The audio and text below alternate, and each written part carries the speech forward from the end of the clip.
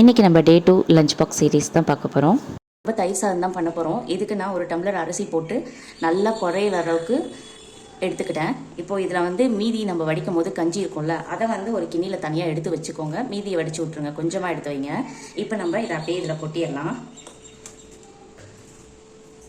இப்போ நம்ம நல்லா இதை அப்படியே ஒரு புளிக்கரண்டியை வச்சு நல்லா இந்த மாதிரி இன்னும் குறையிற அளவுக்கு நல்லா மிக்ஸ் பண்ணி விட்டுருங்க. இப்போ பார்த்தீங்கன்னா நமக்கு நல்லா குழஞ்சிருச்சு, உங்களுக்கு பார்த்தாலே தெரியும்.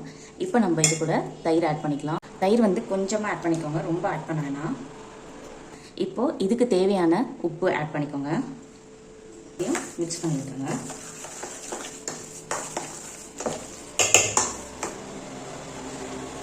எல்லாம் நல்லா மிக்ஸ் பண்ணியாச்சு. இப்போ இது கூட காய்ச்சி நல்லா ஆற வச்ச பால் கொஞ்சமாக ஊற்றிக்கோங்க. கொஞ்சமாக ஊற்றுங்க, ரொம்ப ஊற்ற தேவையில்லை.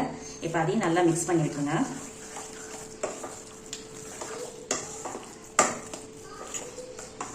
பால் எதுக்காக ஆட் பண்ணுறோம் அப்படின்னா, டிஃபன் பாக்ஸ்க்கு கொடுக்கும்போது சில சமயம் தயிர் சாதம் புளிச்சிடும். அதனால இந்த மாதிரி நீங்கள் காய்ச்சி ஆற வச்ச பால் கொஞ்சம் ஊற்றினீங்கன்னா புளிக்காது, நல்லாயிருக்கும் மத்தியானம் சாப்பிட்ற வரைக்கும். ஸோ அதுக்கப்புறம் இப்போ இதுவும் மிக்ஸ் பண்ணியாச்சு. அதுக்கப்புறம் இங்கே எடுத்து வச்சிருக்க கஞ்சி தனியாக அப்படியே ஊற்றிடாதீங்க, கொஞ்சமாக ஃபஸ்ட்டு ஊற்றிக்கோங்க.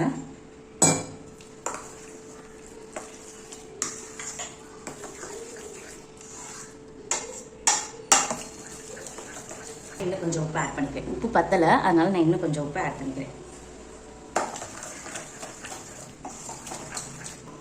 உப்பு பார்த்தீங்கன்னா பர்ஃபெக்டாக இருக்குது. இப்போது பார்த்தீங்கன்னா நமக்கு இப்படி தான் இருக்கும். நமக்கு தாளிச்சு இறக்கிட்டா நமக்கு தயிர் சாதம் டிஃபன் பாக்ஸ்க்கு ரெடி ஆயிடுச்சு. 2 ஸ்பூன் கடலை ஆட் பண்ணிக்கிறேன். 1/4 டீஸ்பூன் ஆட் பண்ணிக்கோங்க. உளுந்தம்பருப்பு கொஞ்சம் ஆட் பண்ணிக்கோங்க. இஞ்சி பச்சை மிளகாய் இந்த மாதிரி நறுக்கி வச்சுருக்கேன், நல்லா பொடுசா, அதையும் ஆட் பண்ணிக்கோங்க. கொத்தமல்லி வச்சுருக்கேன், இதையும் அப்படியே ஆட் பண்ணிக்கோங்க.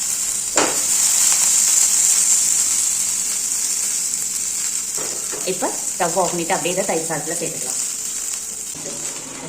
சேர்த்துக்கோங்க. நல்லா ஊற்றி நல்லா மிக்ஸ் பண்ணுங்க.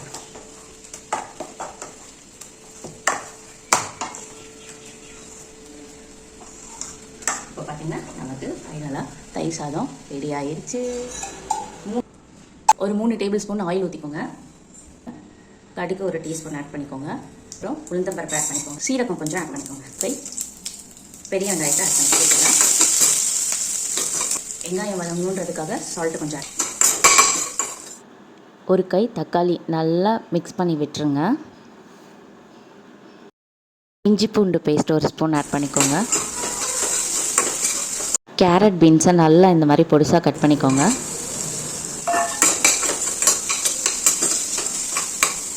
நாலு கத்திரிக்காய் இந்த மாதிரி வெட்டி நான் போட்டிருக்கேன், இந்த மாதிரி சேர்த்துக்கோங்க. நல்லா மிக்ஸ் பண்ணி விட்டு இப்போ இதுக்கு தேவையான சால்ட் ஆட் பண்ணி நல்லா மிக்ஸ் பண்ணி விட்டுருங்க. நெக்ஸ்ட் நான் பட்டாணி இது கூட கொஞ்சம் ஆட் பண்ணுறேன். இதையும் சேர்த்து நல்லா மிக்ஸ் பண்ணிடுங்க. இப்போ நம்ம ஒரு மூடி போட்டு ஒரு 5 மினிட்ஸ் கழித்து அப்படியே பார்த்திங்கன்னா நமக்கு ஹாஃப் பாயில் ஆகி வந்திருக்கும். இப்போ நம்ம இது கூட கொஞ்சம் ஸ்பைசஸ்லாம் ஆட் பண்ண போகிறோம். 1/4 டீஸ்பூன் மஞ்சத்தூள் போட்டுக்கோங்க. அண்ட் 1/2 ஸ்பூன் மிளகாய்த்தூள், 1/2 ஸ்பூன் தனியாத்தூள் போட்டு நல்லா மிக்ஸ் பண்ணி விட்டுருங்க. இப்போ நம்ம இதுக்கு கொஞ்சம் தண்ணி ஊற்றிக்கலாம். இப்போ எல்லாத்தையும் நல்லா மிக்ஸ் பண்ணி விட்டு ஒரு மூடி போட்டு ஒரு another 5 மினிட்ஸ் வேக வைங்க. இப்போ நல்லா எல்லாம் வெந்து தண்ணியாக இருக்குது. கொஞ்சம் தண்ணி இழுத்ததுக்கப்புறம் இது கூட நான் 1/2 டீஸ்பூன் சீரகத்தூள் போடுறேன். இது ஆப்ஷனல் தான். இப்போ கருவேப்பிலை கொத்தமல்லி ஆட் பண்ணிக்கோங்க. அண்ட் ஃபைனலாக இது கூட பெருங்காயத்தூள் ஆட் பண்ணிக்கிறேன். அண்ட் மிக்ஸ் பண்ணிவிட்டு ஸ்டவ் ஆஃப் பண்ணிட்டிங்கன்னா வெஜிடபிள் பொரியல் ரெடி ஆயிடுச்சு. இது வெரைட்டி ரைஸ்க்கு சூப்பராக இருக்கும். ட்ரை பண்ணிட்டு எப்படி இருந்துன்னு சொல்லுங்கள். இன்னொரு வீடியோவில் பார்க்கலாம். பாய்.